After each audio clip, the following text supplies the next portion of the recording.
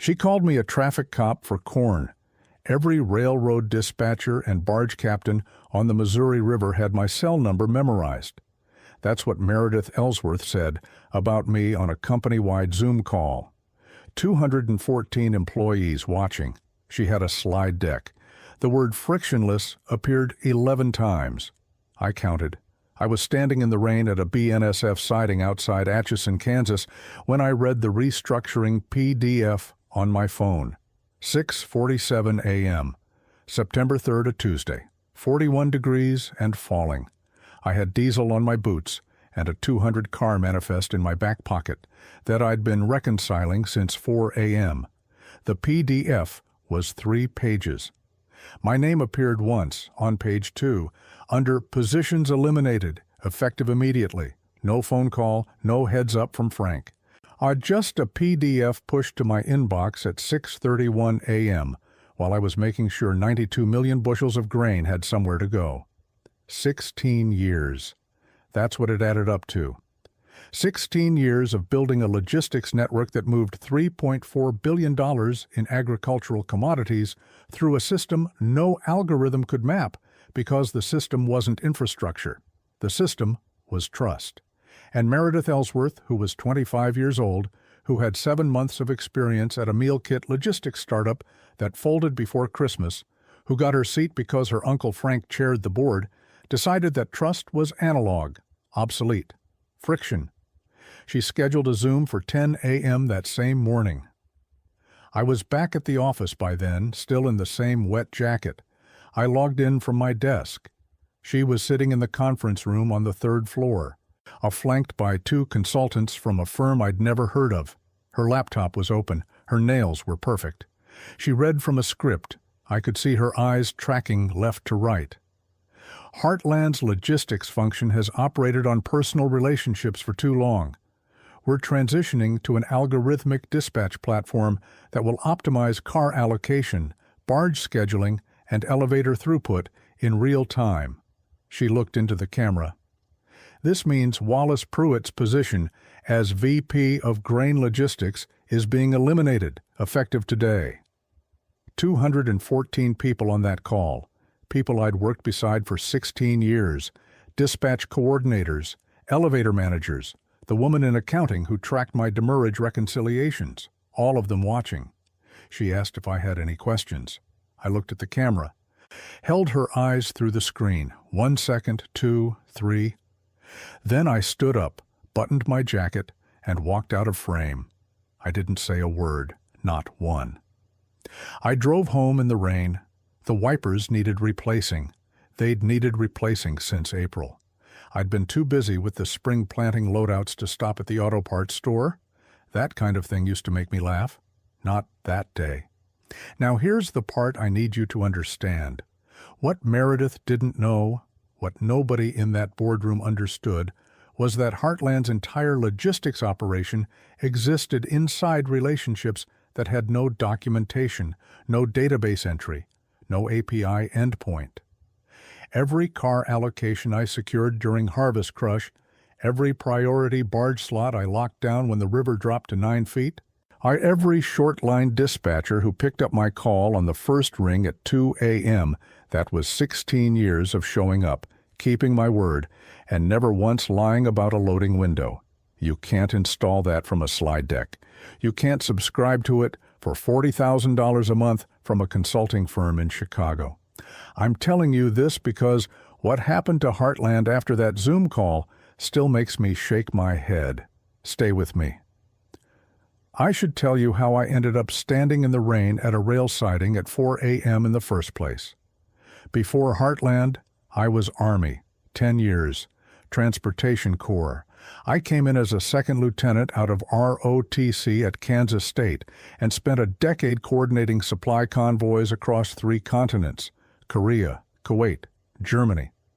The job wasn't glamorous.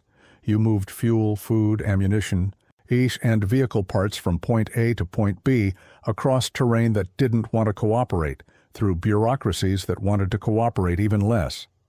What it taught me was that logistics isn't math. It's people. The sergeant at the motor pool who knows which truck actually runs. The local contractor who tells you the bridge is out before the sat imagery updates. The Port Authority clerk in Busan who bumps your container to the front because you brought his daughter a Kansas State pennant last rotation. I carried that into Heartland, joined in 2007 as a regional logistics coordinator. Within 3 years, I knew every short-line dispatcher between Omaha and St. Louis by first name. By year 5, I had personal relationships with the allocation managers at BNSF and Union Pacific. By year 8, barge captains on the Missouri would call me directly when they had open capacity, before they called anyone else. Not because I paid more, because I never shorted them on demurrage. If I told a captain his barge would be loaded by 6 a.m. Thursday, it was loaded by 6 a.m. Thursday. If a dispatcher gave me priority cars during Harvest Crush, I made sure those cars came back clean, on time, and without damage claims. 16 years of that. 16 years of being the man who answered the phone. The cost was real. Last May, my daughter Kara graduated from college. University of Missouri, business degree. She'd worked 2 jobs to pay for half of it. The ceremony was on a Saturday. I had my suit pressed. Denise and I were going to drive down together. Then, on Thursday night, BNSF flagged a 200-car grain shortage on the main line heading into Kansas City. If those cars didn't get repositioned by Monday morning, 3 country elevators would miss their loading windows, and 4.2 million bushels of winter wheat would sit in temporary storage past the contract delivery date. Penalty clauses alone would have cost Heartland $1.8 million. I called Kara on Friday morning. She didn't answer.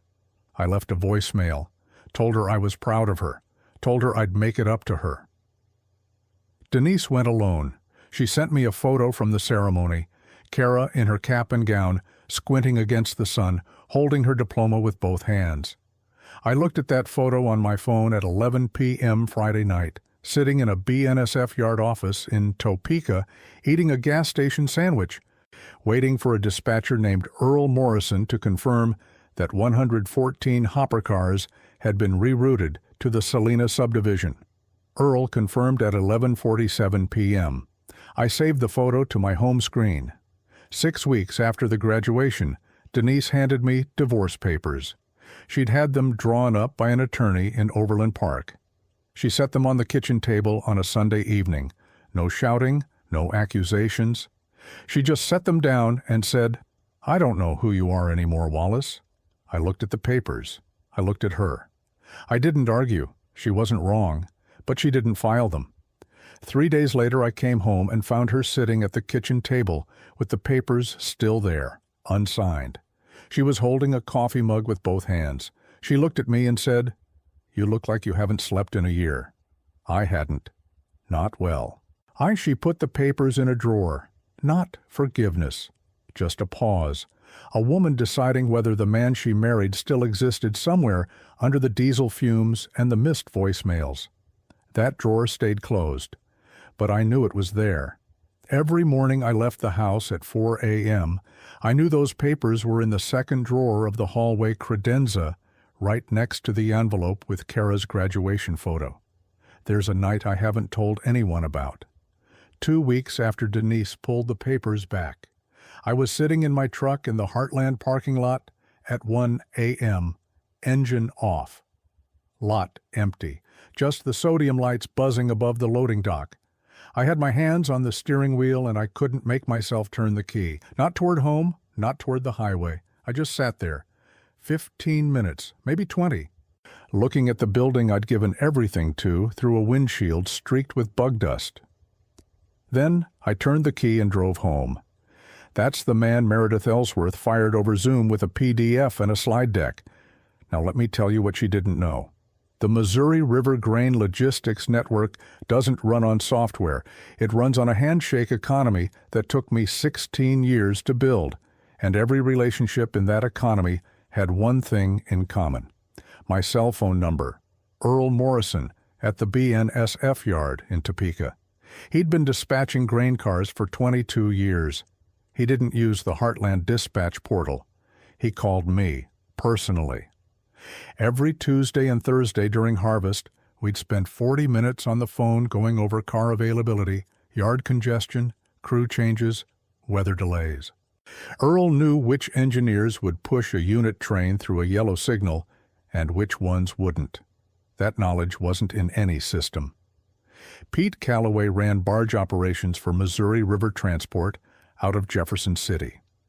14 years I'd worked with Pete. He gave Heartland first right of refusal on open barge capacity because in 2014, when his company nearly went under during a drought that dropped the river to 7 feet, I personally renegotiated Heartland's contract to keep volume flowing through his fleet instead of shifting to rail. That cost Heartland $340,000 in premium freight charges. I ate the budget variance and explained it to the CFO myself. Pete never forgot. Ray Whitfield dispatched for the Kansas and Oklahoma Railroad, a short line that connected 11 country elevators to the BNSF Maine. Ray's operation moved 6 million bushels annually for Heartland. He had my cell number written on a Post-it note taped to his monitor. Not the company's main line, not the dispatch portal, my number, 3 dispatchers, 3 relationships. Combined, they controlled access to roughly 40% of Heartland's annual grain movement. And not one of them had ever spoken to Meredith Ellsworth. On September 4th, one day after the Zoom call, Meredith sent a company-wide email introducing the algorithmic dispatch platform. The email was 14 paragraphs long. It used the phrase data-driven optimization 6 times. It included a link to a vendor portal where dispatchers and barge operators could self-schedule loading windows based on real-time throughput modeling. I still have that email.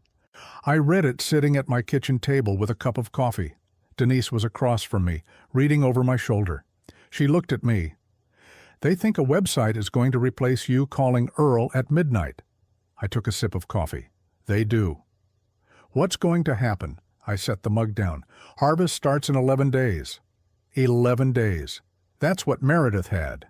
11 days before 92 million bushels of grain needed to start moving through a network that no longer had a human being at its center. The first document arrived on September 7th, a Saturday. Text message from a dispatcher I'd known for 9 years. A man named Hank Paulson, who ran the evening shift at Union Pacific's grain desk in Omaha. He sent a screenshot. No commentary, just the image. It was an internal UP memo flagging Heartland Grain Cooperative's new vendor portal as non-integrated with current allocation procedures. At the bottom, someone had handwritten in the margin, "Who do we call now?" I saved the screenshot, set the phone on the counter, made breakfast. September 9th, Monday. Harvest was 48 hours out. I know this because Earl Morrison texted me at 6:14 a.m. Not a business communication, just 4 words.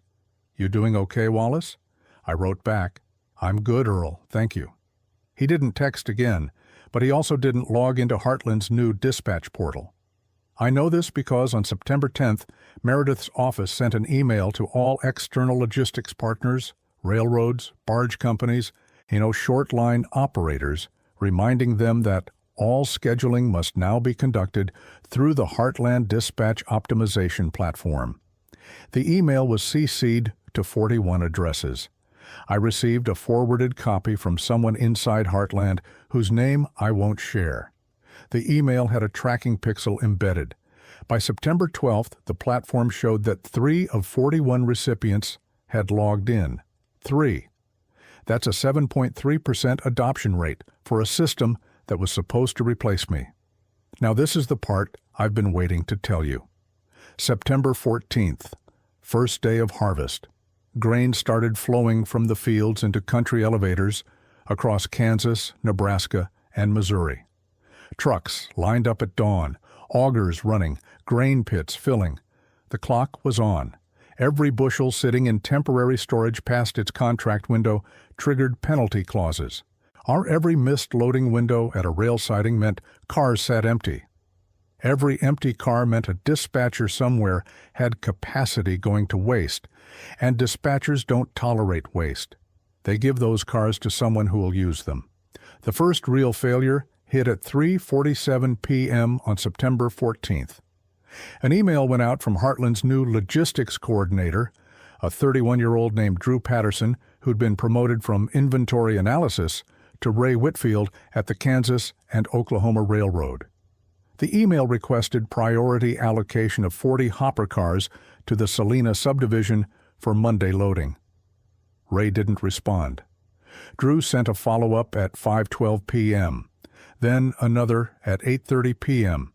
Then he called the K&O main office number at 9:15 p.m. and got a voicemail. I know all of this because Ray forwarded me the entire email chain the next morning. He added one line at the top, "Who is this guy?" Ray wasn't being difficult. Ray was a man who'd spent 11 years coordinating car movements with one person at Heartland. That person knew Ray's equipment constraints, knew that the K&O's Salina turn only ran Tuesday and Friday, knew that 40 cars was 15 more than the siding could hold without blocking the grain elevator's truck entrance.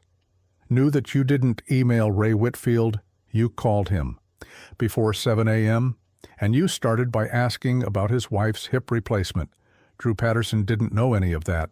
Drew Patterson sent an email requesting 40 cars for a Monday loading on a line that didn't run Mondays. Those 40 cars went to Consolidated Prairie, Heartland's largest competitor. Consolidated had them loaded and rolling by Wednesday, September 16th. On Pete Calloway's barge fleet was scheduled to pick up 2.2 million bushels at the Jefferson City elevator.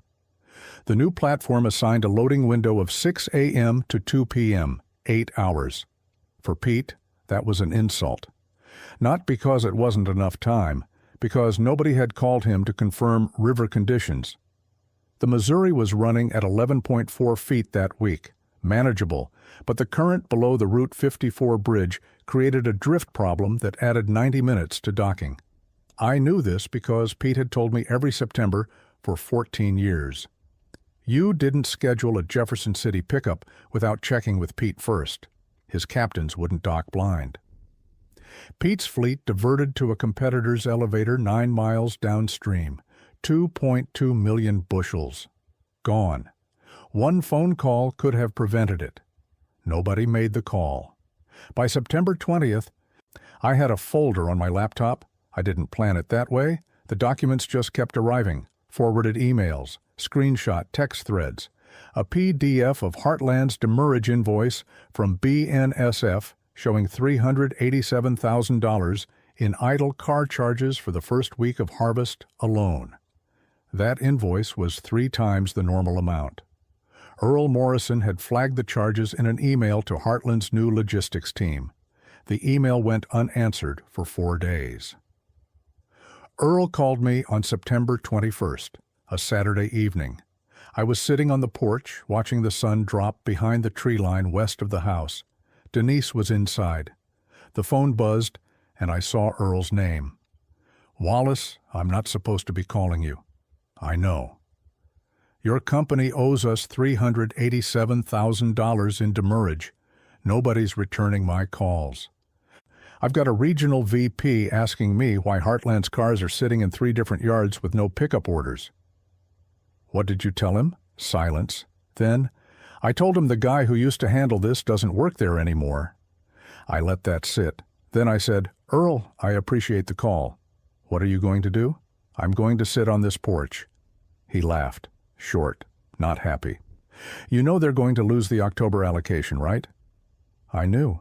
The October allocation was the most critical car assignment of the harvest season. Every year, I flew to BNSF's headquarters in Fort Worth and spent 2 days in a conference room with their grain marketing team, negotiating car supply for the peak movement window. It wasn't a portal transaction. It was a relationship negotiation. I brought data, projections, and 14 years of perfect demurrage reconciliation. I brought a reputation.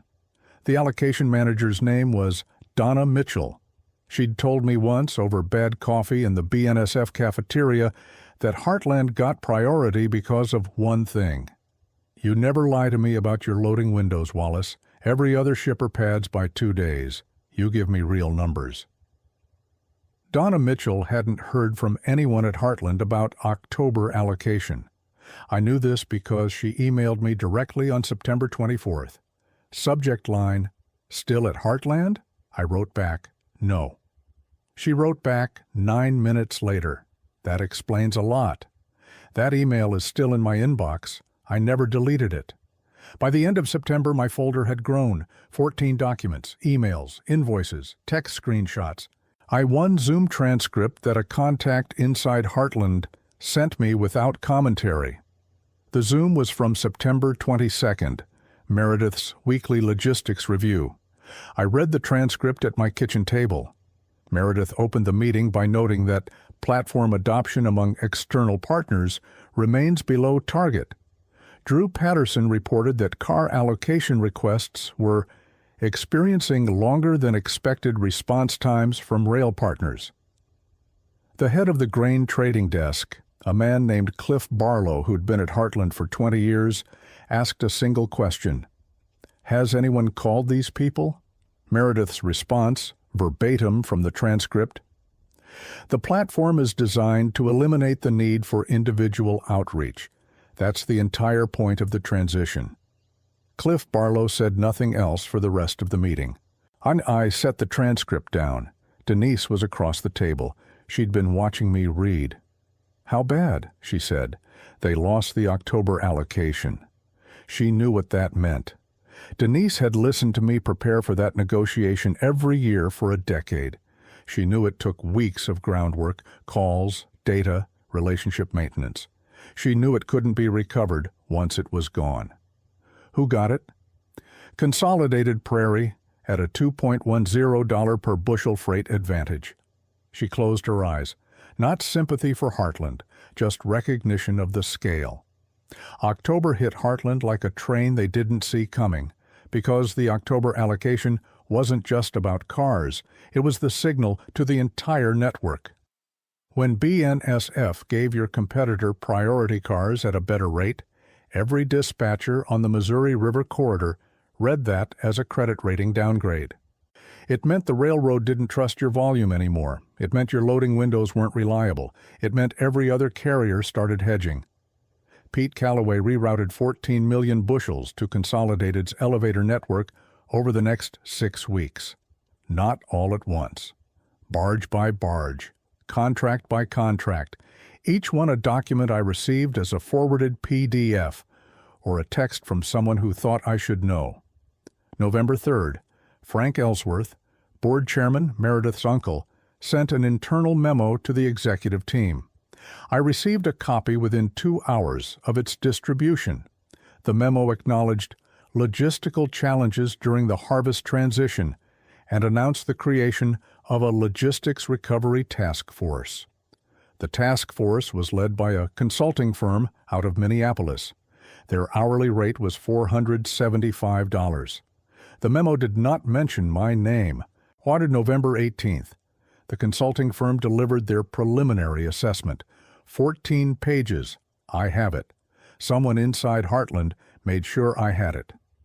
Page 6 contained a sentence that I read 3 times. The cooperative's logistics network was substantially dependent on undocumented personal relationships maintained by a single former employee, creating a critical vulnerability that was not identified prior to the organizational restructuring. Undocumented personal relationships maintained by a single former employee. That was me. 16 years reduced to a risk factor on page 6. I closed the laptop, sat in the quiet of the kitchen. The refrigerator hummed. Denise's coffee mug was in the sink, still warm. My phone had been buzzing all week. Calls from numbers inside Heartland, from board members. From Frank Ellsworth's personal cell, which I recognized because he'd called me from it exactly once before, in 2019, when a derailment blocked the Kansas City corridor and he wanted to know if grain was still moving. I didn't answer any of them.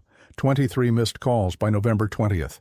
I read the names, set the phone face down on the counter, made dinner. The The documents kept accumulating. By December, my folder had 41 items.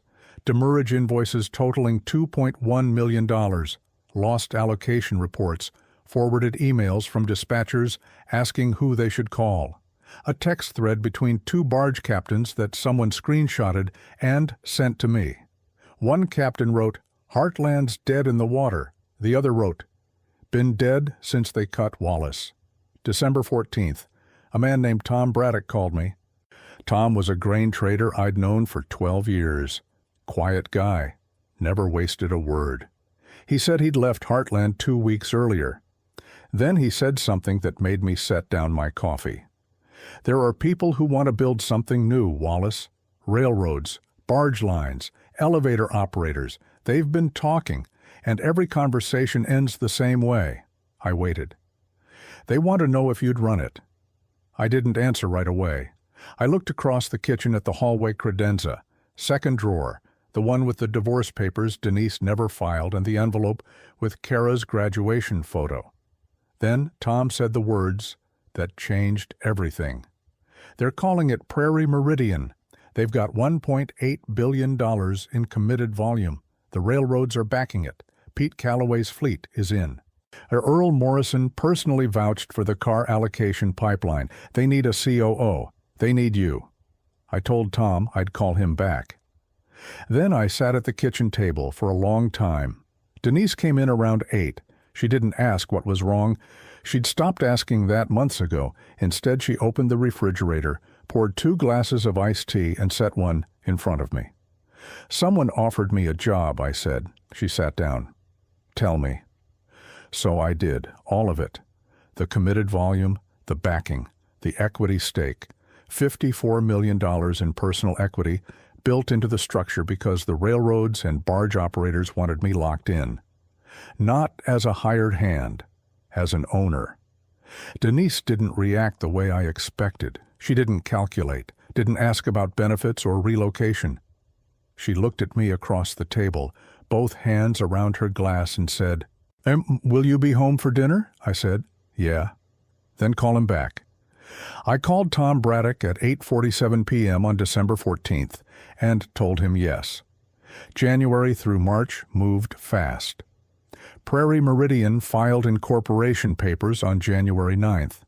I signed as COO and minority equity holder on January 12th. By February, we had office space in a converted grain elevator outside Kansas City, concrete floors, exposed ductwork, the faint smell of old wheat in the walls. My desk faced a window overlooking a rail siding. I could hear switch engines coupling cars at 6 a.m. It sounded like the start of something. The calls I made that first month weren't recruitment calls. They were the simplest calls I'd ever made. I called Earl Morrison, I called Pete Calloway, I called Ray Whitfield, I called Donna Mitchell at BNSF. I called 14 other dispatchers, captains and elevator operators whose numbers I'd had memorized for years. Every call went the same way. I told them what Prairie Meridian was. I told them I was running it. I told them the terms were fair and the loading windows would be real. Not one of them asked for a contract first. Not one asked for a pitch deck. Every single one said some version of the same thing. When do we start? Meanwhile, the documents from Heartland kept arriving. I didn't solicit them anymore. They just came, like water, finding a low point. January 22nd, Heartland's Q4 earnings filing. I pulled it from the SEC's Edgar database myself. Revenue was down $168 million year over year. The filing attributed the shortfall to transitional inefficiencies in logistics operations. 14 words doing the work of 1,000. February 10th. A forwarded email chain from inside Heartland, 7 messages long. The logistics recovery consulting firm had billed $1.4 million in 4 months and delivered a recommendation that Heartland re-establish personal relationships with key transportation partners. The head of grain trading, Cliff Barlow, replied to the chain with one sentence, "We paid $1.4 million for someone to tell us to pick up the phone." March.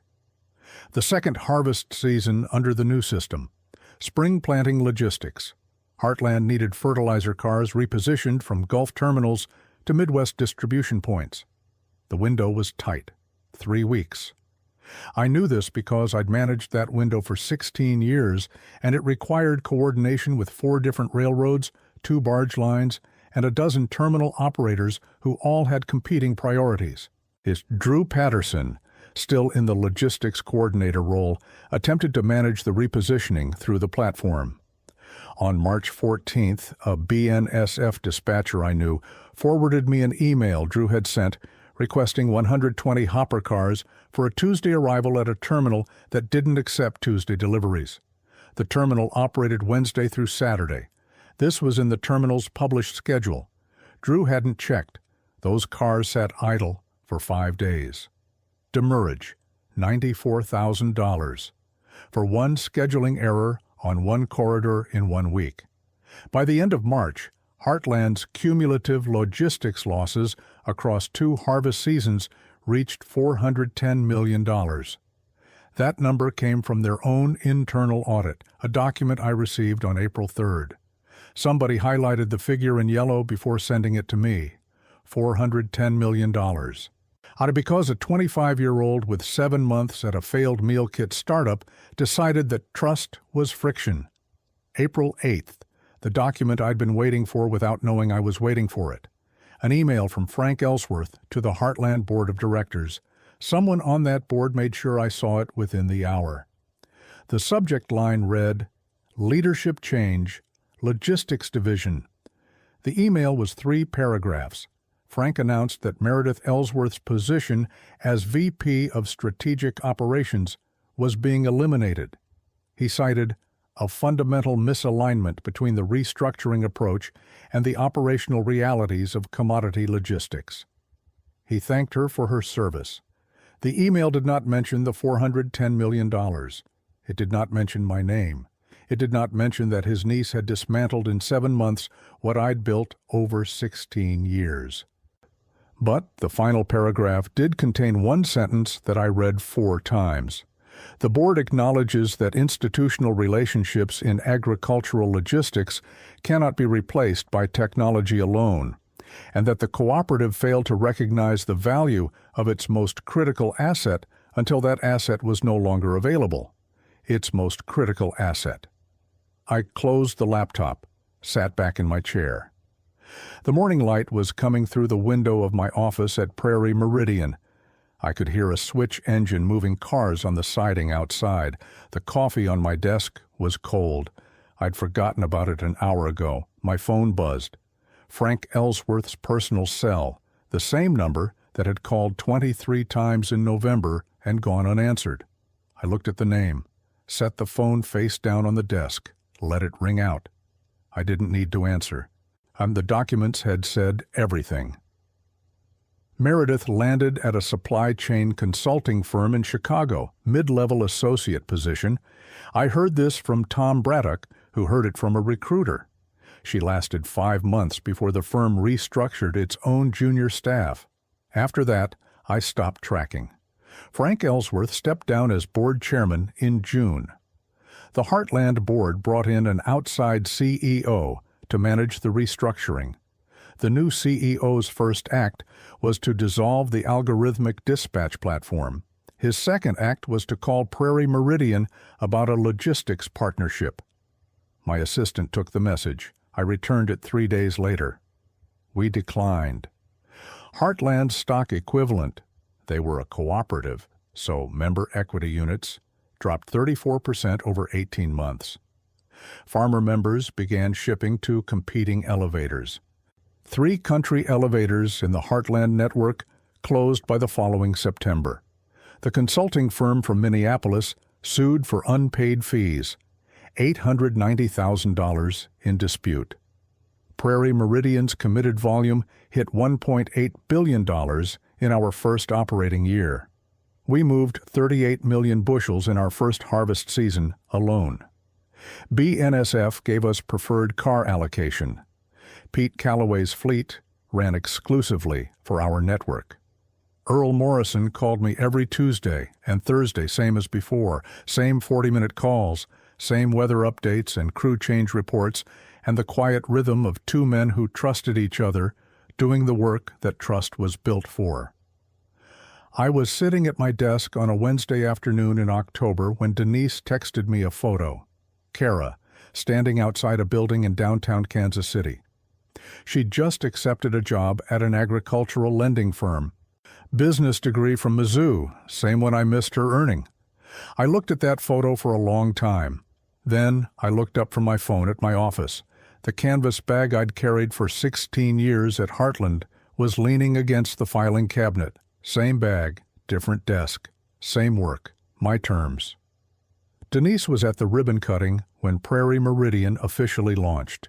She stood next to me in front of the converted grain elevator while a photographer from the Kansas City Trade Press took pictures.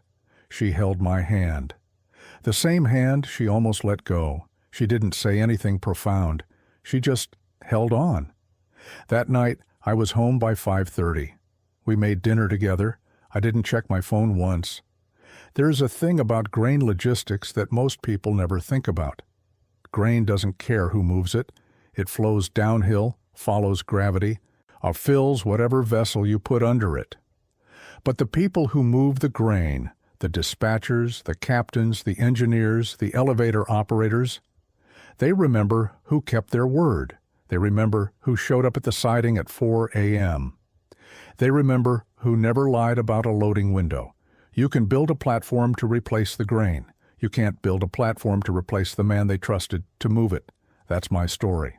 If you've spent years building something only to watch someone who couldn't spell your job title try to delete it with a slide deck, I want to hear about it.